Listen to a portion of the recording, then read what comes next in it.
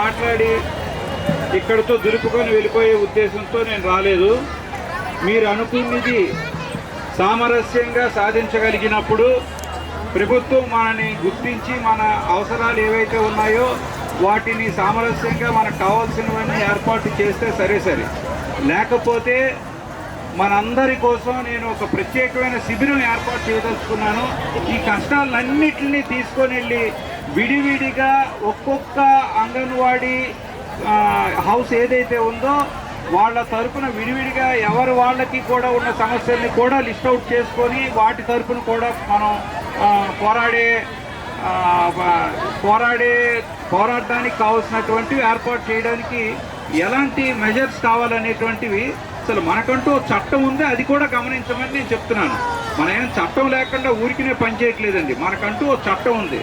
అలాగే ఈ రోజు వరకు 45 సంవత్సరాల నుంచి మనం పనిచేస్తున్నామంటే ఇక్కడ ఒక విషయం గుర్తుపెట్టుకోండి, ఈరోజు మనం సామరస్యంగా తేల్చుకుందామన్న ఉద్దేశంతో అది మన భారతదేశంలో ఎప్పుడో మహాత్మా గాంధీ గారు వాళ్ళందరూ కూడా మనకి నేర్పించిన ఈ పాఠాలతో మనం ఈరోజు ఇక్కడ పనిచేస్తున్నాం.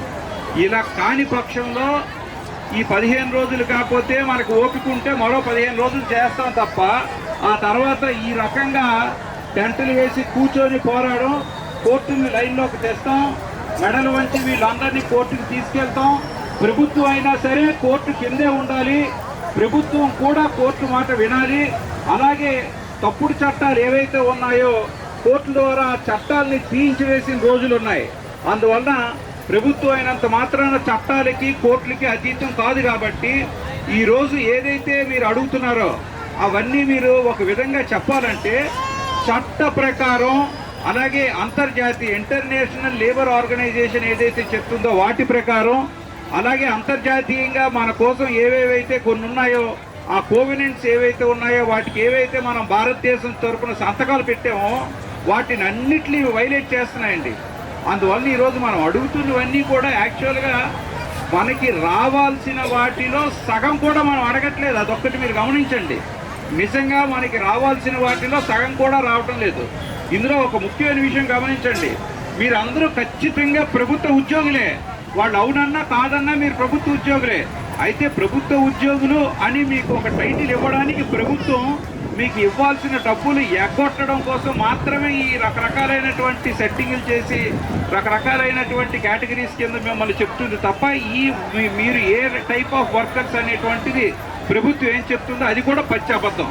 అందువలన ఏ ప్రభుత్వం అయినా అది వేరే సంగతి, కానీ ప్రస్తుతం మీరు అడుగుతున్నవన్నీ కూడా చాలా తక్కువ స్థాయిలోని నిజంగా మీకు ప్రభుత్వ పరంగా రావాల్సినవి, చట్ట ప్రకారంగా మీకు రావాల్సినవి ఏవైతే ఉన్నాయో వాటిలో సగం మాత్రమే అడుగుతున్నారు. దీనికి ఉదాహరణ రిటైర్మెంట్ బెనిఫిట్స్ అంటే మీరు 5 లక్షలు అడిగారు, నేను మొన్న 25 లక్షలు అని చెప్పాను. 25 లక్షలు అనేటువంటి చాలా తక్కువ. 25 లక్షలు అనేటువంటి చాలా తక్కువ. ఏమండి, నేను ఎవరిని కించపరచట్లేదు.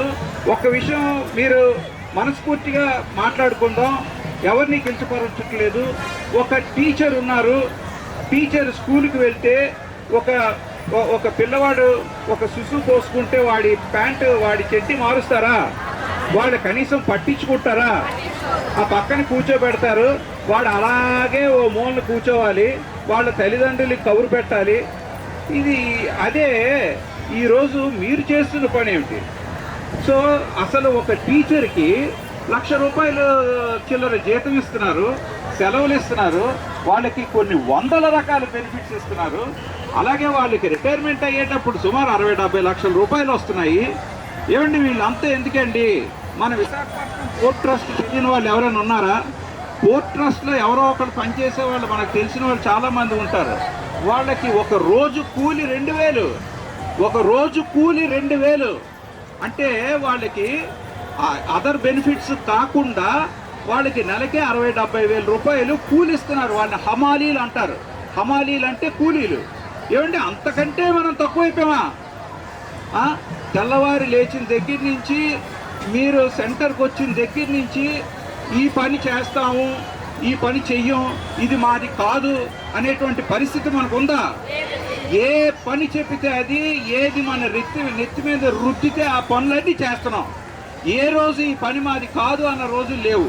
ఒకవేళ నోరు తెరిచి ఇది మాకు చేత కాదండి, పని ఎలా చేయాలో నేర్పించండి అంటే చెప్పే నాదుడు కూడా లేడు సరి కదా, ఇట్టించట్టు మీరు మానేయండి అని అలా సచివాలయం నుంచి మరొకరు తెచ్చి ఇక్కడ పెట్టేస్తామనే ప్రయత్నాలు జరుగుతున్నాయి.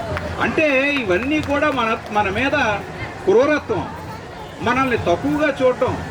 ఈరోజు కొన్ని వేల మంది పిల్లల్ని అంత చక్కగా మనం వాళ్ళని చూసుకుంటూ ఎంతో సేవ చేస్తున్నప్పుడు మనకి కనీసం ఒక టీచర్కి ఇచ్చే గౌరవం ఇవ్వకపోయినా, ఒక కూలీకి ఇచ్చే గౌరవం కూడా ఇవ్వకపోతే, అట్లీస్ట్ మనకి ఒక కూలీకి ఇచ్చే జీతం కూడా ఇవ్వకపోతే, బెనిఫిట్స్ కూడా ఇవ్వకపోతే మనం ఎందువలన వీటిని భరిస్తూ మనం ఎందువలన ఉండాలి? ఖచ్చితంగా ప్రశ్నించాల్సిన రోజు వచ్చింది. మనం ఈరోజు ప్రశ్నిస్తున్నాం. ఈరోజు ప్రశ్నించడమే కాదు, ఎట్టి పరిస్థితుల్లోనే మనం అనుకున్న వాటిలో మళ్ళీ చెప్తున్నానండి, అందరూ వినండి. మనం ఈరోజు ఏవైతే అడిగామో ఈరోజు సాయంత్రం కానీ రేపు కానీ మంతనాలు జరపడానికి పిలుస్తారు. ఈరోజు కాకపోతే రేపు ఎల్లుండి 10 సార్లు పిలుస్తారు. కానీ అలా పిలిచినప్పుడు దయచేసి ఏ ఒక్కరు కూడా మనం ఏవైతే అడుగుతున్నామో దాంట్లో ఇసుమంత కూడా మనం తగ్గాల్సిన అవసరం లేదు. తగ్గించి ఏడికి ఒప్పుకోవద్దు. మీరు ఏదైతే కావాలనుకున్నారో వాటికి ఇంకా పైబడే తీసుకురావడానికి మా న్యాయవాదుల తరపున నేను సిద్ధంగా ఉన్నాను. ఏ న్యాయవాది రాకపోతే రూపాయి ఖర్చు లేకుండా నేను స్వయంగా మీ తరపున సుప్రీంకోర్టు వరకు పోరాడైనా సరే మీకు రావాల్సినవి నేను రప్పిస్తాను తప్ప ఈ అధికారులకి, ప్రభుత్వానికి ఎవరు తలంచొద్దని చెప్పి నేను మీకు మరీ ప్రార్థిస్తున్నాను. అందువల్ల మీరందరూ ధైర్యంగా పోరాడండి, పోరాడి మీరు అనుకునేవి సాధించండి. మీతో నేను ఉన్నానని తెలియజేస్తూ సెలవు తీసుకుంటున్నాను. Thank you sir, thank you. మా కోసం మీ